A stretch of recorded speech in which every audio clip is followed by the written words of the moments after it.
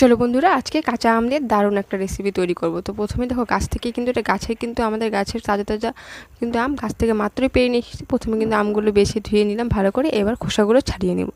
তো খোসাগুলো দেখতে পাচ্ছ গাছে কিন্তু টাটকা, কি সুন্দর দেখি, কিন্তু মনে হচ্ছে যে এখনই কাঁচা কাঁচা খেয়ে নিই। তো চলো, এখন আমি আমগুলো সবগুলো কেটে নিব। এবার টুকরো টুকরো করে নিব, ছোটো ছোটো টুকরো করে নিলে সিদ্ধ হতে খুব কম সময় লাগে। কেটে ভালো করে সবগুলো কিন্তু আবার ধুয়ে নিব। সম্পূর্ণ ভিডিওটা দেখার জন্য অনুরোধ রইল।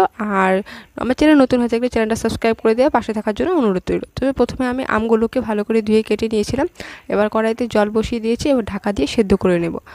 ঢাকনা খুলে নিই। দেখো, আমটা 3 থেকে 4 মিনিট ফোটানোর পর কিন্তু সেদ্ধ হয়ে গেছে। মিডিয়াম ফ্লেমে সেদ্ধ করে নিয়েছি। এবার এখানে আমি ডাল ঘুটনির সাহায্যে কিন্তু ম্যাশ করে নিলাম। এখানে খুব সহজে কিন্তু হয়ে যায়। আর এখানে দেখো, ঠান্ডা হয়ে যাওয়া, আমি যেহেতু আটা চালে নিয়েছি, এটা প্লাস্টিকের থাকে, সেজন্য অল্প ঠান্ডা করে নিয়েছি।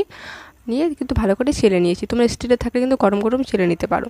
তো প্রথমে ভালো করে কিন্তু আমের যে পিওর, কিন্তু একদম পিউরিটা বের করে নিতে হবে। তারপর একটা কড়াই গরম করে 1 বাটি চিনি নিয়েছি। তোমরা আমের টক বুঝিয়ে কিন্তু মিষ্টির পরিমাণটা ব্যবহার করবে। আমি প্রথমে চিনিটাকে ক্যারামেল করে নিচ্ছি। তবে এভাবে করলে কিন্তু আমসত্ত্বর কালারটা ভালো আসে, একবারে দোকানের মতন। তবে তোমরা চাইলে আমের পিউরির উপর শুধু চিনি দিয়েও করতে পারো, যদি এই কালার পছন্দ না করো।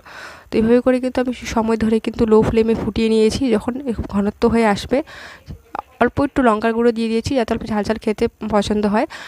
ঝাল টক মিষ্টি সম্পূর্ণ স্বাদটাই থাকবে আমসত্ত্বর মধ্যে, সেটাই ভালো লাগে। তবে তোমরা চাইলে লঙ্কার গুঁড়ো স্কিপ করতে পারো। আমি এখানে লবণও দিয়ে দিয়েছিলাম স্বাদ মতো। আবার এই আমসত্ত্বটা জাল হতে হতে কিন্তু আমি এখানে একটা প্লেটের মধ্যে 13 সরষের তেল প্লেটের মধ্যে খুব মেখে দিয়েছিলাম। আমসত্ত্বটা দেখো, দেখতে পাচ্ছ তৈরি হয়ে গেছে। এবার আমি পাতলা করে চারিদিকে ছড়িয়ে নিচ্ছি। এভাবে করে রোদে শুকিয়ে নেব আমি 2 থেকে 3 দিনের জন্য। রোদ বুঝে কিন্তু হয়ে যাবে। 2 থেকে 3 দিন পর ফিরে আসছি। আমসত্ত্ব আমাদের তৈরি। বাড়িতে অবশ্যই একবার বাড়িতে ট্রাই করে দেখো, ভালো লাগে লাইক শেয়ার করে দিও। ধন্যবাদ সম্পূর্ণ ভিডিওটা দেখার জন্য। এভাবেই পাশে থেকে সাপোর্ট